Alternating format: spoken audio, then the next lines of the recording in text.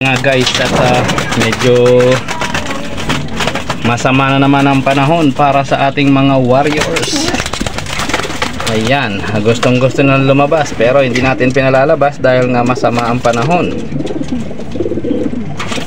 So tiis-tiis muna kayo ngayon nang sa ganon ay makaiwas sa anumang sakit na dala ng masamang panahon. Ang yabang ng ating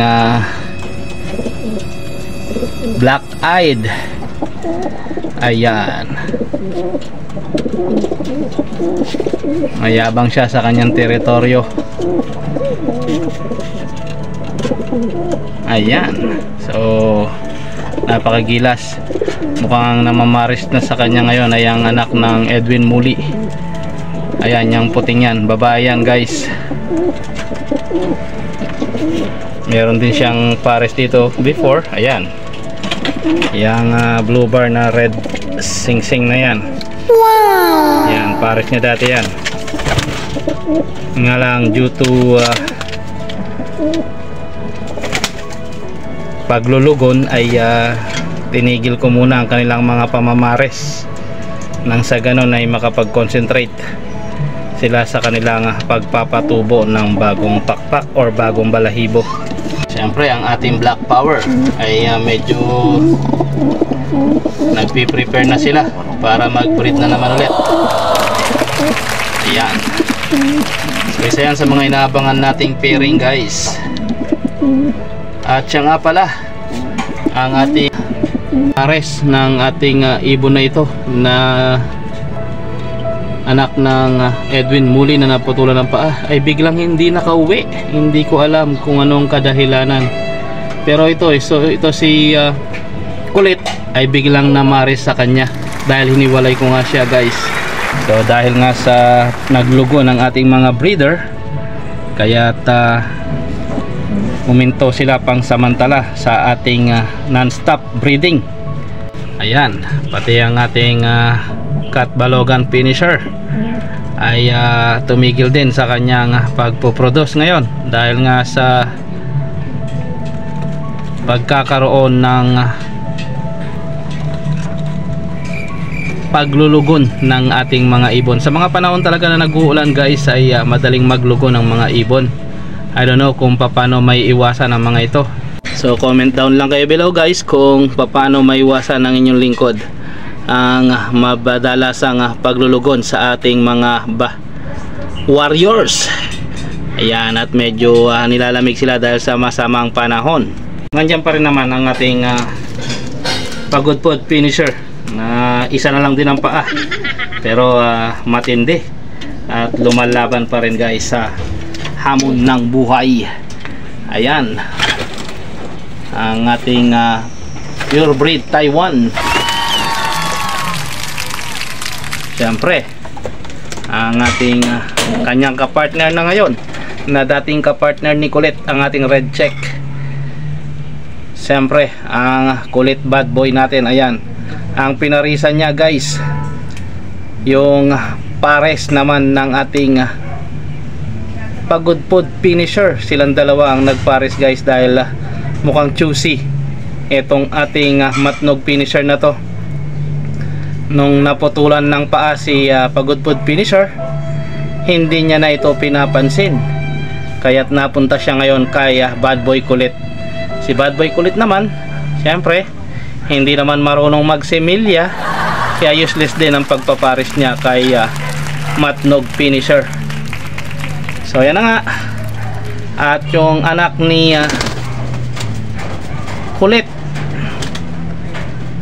at ng ating red check, ayan, isa na lang ang natira guys dahil napasama sila sa mga matitinding liparan at hindi na nakauwi rito ang kanyang kapatid.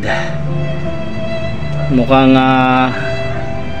hindi marunong sa uwian, pangwalayuan yata ang kanyang lahi.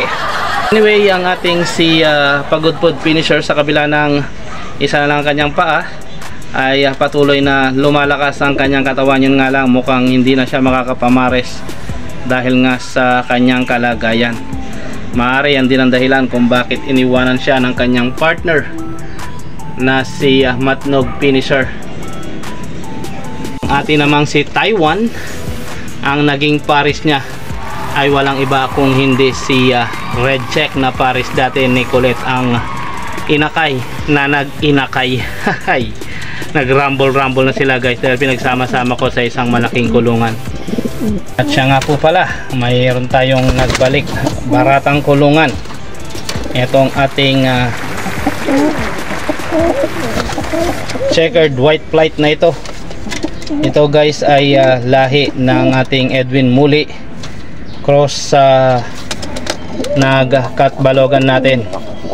At yan naman ay pinarisan niya ang pure breed na anak ni Edwin Muli. Ayan, nag-rumble na sila ng kanilang pairings. Siyempre, ang ating mga pure breed Mandy Sarmiento, ayan, nandyan sila guys. Puro hen ang natira sa tatlong mga anak.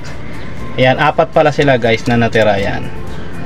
So, sa mga naghahanap ng hen dyan, PM is the key. At nandito lamang ang inyong lingkod, The Finest World, upang sa ganon ay punan ang inyong pangangailangan sa mga hen na quality ika nga.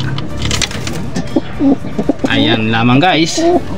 So yan lamang guys sa ngayon ang ating update. At tayo ay mag-aabang-abang sa update ng panahon, upang sa ganon ay maayos na natin itong baratang kulungan. So guys, magre-renovate nga pala tayo ng kulungan natin, upang sa ganon ay maayos naman ang ating kulungan at napapabayaan na. Anyway, bago naman nawala ang ating Mandy Sarmiento cross sa Edwin Muli na nawalan ng isang paa guys, nag-iwan naman siya ng isang supling na kamukha rin niya. Yun nga lang, ang mga batik nito hindi itim kundi mga brown. So girl at saka beautiful hen din po ito na pure Edwin Muli cross sa ating Mandy Sarmiento.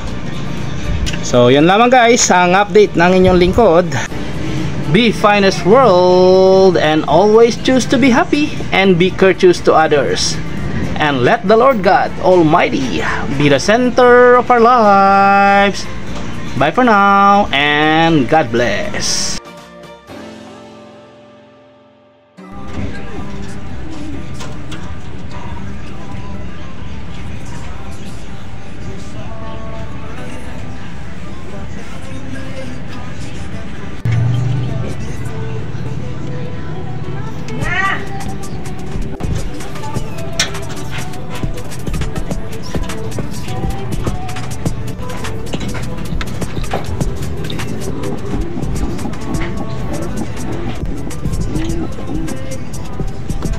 Black Diamond.